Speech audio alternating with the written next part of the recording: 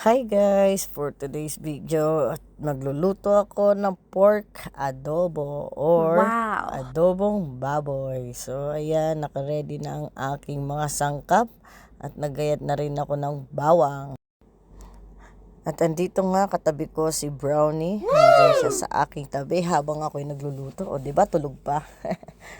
So ayan, ilalagay ko nga pala yung bawang. Wait lang tatapon ko muna yung natitirang tubig. Oops, matatapon pa yata. Okay, ayan na, ready na. So, di ba, kamay-kamay. Mas masarap pag kinakamay ang pagkain. O, di ba? Oo, wala, talo-talo na yan. Pwede na yan. Ganon din yan, mamamatay din yung bakterya niyan. So, yan. Then, after nga pala yan, lalagyan ko siya ng toyo. So, ayan.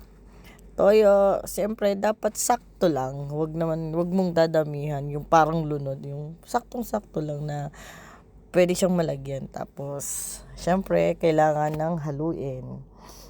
Haluin natin ng ating pangbabad. So, ayan. So, kailangan haluin siya maigi. Tapos, siyempre kailangan muna natin siya ng ibabad siya para mahigop ng baboy yung toyo. Yan, para dun siya lumasa talaga siya.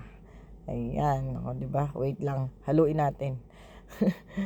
So ayan, medyo nahalo ko na. Kailangan konting-konting babad na lang para mag-ready na tayo sa pagluto. O ayan, medyo nawala na yung mga toyo. Okay na.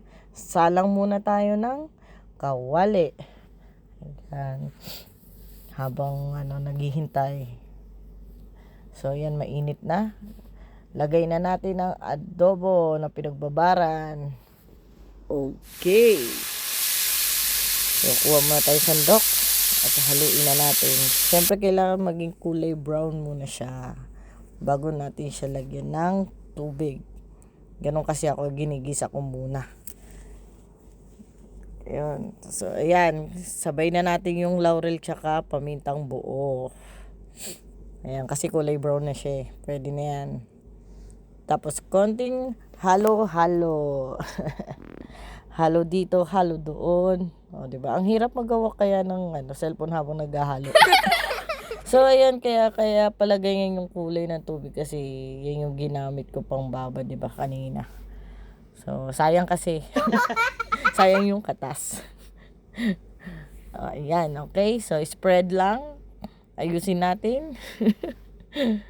Ayan, tapos antayin natin siyang kumulo. Siyempre naka-open pa lang yan. Open muna. Ayan. Antayin lang natin siya kumulo. Mamaya, ayan, dagdagan pa natin ng tubig kasi kulang pa. Ayan. Okay. Okay. Pwede na. So, yan. Antay na lang tayo ng ilang minuto para kumulo ang ating baboy. So, ayan, kumulo na siya. Kailangan na lang natin gawin is tatakpan. Ayan, takpan muna natin. Tapos, maghihintay lang tayo ng 40 to 60 minutes. Okay.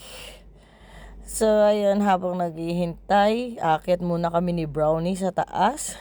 Magpapabilad kami. At, syempre, didiligan ko rin ang aking aloe vera. Ayan, may dala akong tubig. Ayan. Akyat muna kami ni Brownie kasi matamlay na naman siya. So, ito, nandito na kami sa taas. Grabe ang init dito. Oh my God.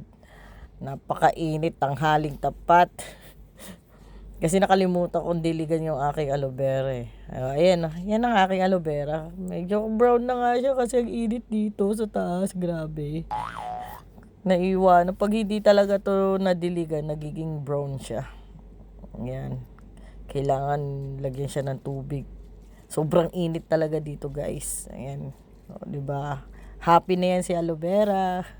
Nga pala, meron pala dito pusa. Kaso lang hindi ko alam kung nasan sila eh. May bahay sila. So nilalagyan ko rin sila ng tubig kapag nagdadala ako ng tubig sa taas. Ayan. Kasi minsan nangingi sila ng tubig eh. Pag nagdidilig ako ng aloe vera ko dito sa taas. Kasi ayan, inubos ko na sa kanila para hindi kayo uhawin. Tingnan mo naman si Brownie, oh. Palakad-lakad na, 'di ba? Nabuhay yung dugo niya kasi nasa mainit. Yan yung gusto niya eh, sa mainit na lugar. Yan, nagiging masigla siya. Oh, lakad-lakad siya, oh, 'di ba? Ito nga pala yung lugar namin dito sa taas, 'di ba? Napakaluwag. Yan, session talaga 'to, pang session. Pwede pang inuman. Ay, ang init, hindi tayo magtatagal. Oras na, Brownie. Gusto mo sa mainit. Hindi ko kayang mag-stay dito na gantong oras. Grabe. Buhay na buhay siya. O tayo mamaya sa bahay. Ano yan? Nakatulog yan. Tulog. Ika na, baba na tayo. Oh, diba grabe yung pawis pang init-init. Tapos gusto niya dun sa labas. Grabe. Pawis ako. Ngayon, pag nasa bahay ko mamaya, pag nasa baba ko, bigla kong matulog. At ayun, nandito na kami sa loob ng bahay. Tingnan nyo guys, yung reaction niya. Bigla yung magiging matamlay. Oh, diba? Nagtago pa ng ulo. At ayan, tapos na ang aking pagpapakulo ng 40 minutes. Okay na, pwede ko nang lagyan ng suka. Ayan, syempre dapat sakto lang yung suka na ilalagay mo. Okay, then, syempre antay tayo ng 15 minutes para kumulo ulit. Konting halo pa lang muna. Halo, then wait tayo na 15 minutes. Alright, okay. So, eto na nga, tapos na ang ating pagpapakulo. So, titikman na natin siya. Ayan. O, diba? Napakatipid ko naman tumikim. Unang tikim, hindi ko malasahan. Pangalawa. At ito na nga, pangatlo, kailangan yan. Diyan ko na siya malalasahan. Ayun, okay na ang aking pagtimpla. Sakto na. Pwede na. Ready na tayo.